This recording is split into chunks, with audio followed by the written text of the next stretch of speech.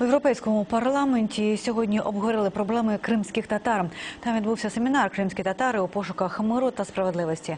З нами на зв'язку журналістка медіаконцерну Deutsche Welle Христина Ніколайчук. Христино, то про що говорили учасники зустрічі у Брюсселі?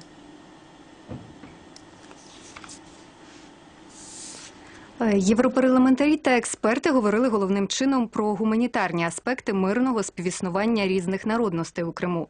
Вони переконані, що винесення цього питання на європейський рівень створить більше можливостей для вирішення цілого комплексу проблем кримських татар, зокрема правового та майнового характеру.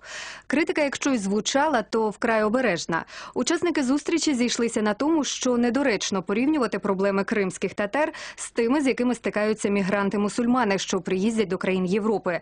Адже в Криму татари не новоприбульці, а народність, яка фактично повернулася до рідної домівки.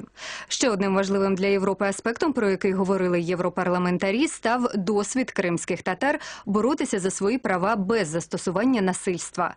Загалом ця зустріч стала лише початком пошуку відповідей на виклики, з якими стикаються кримські татари. Наприкінці року у Брюсселі планують провести великий міжнародний форум, присвячений їхнім проблемам. Дякую. Журналістка медіаконцерну Deutsche Welle Христина Ніколайчук. У Європарламенті обговорили проблеми кримських татар.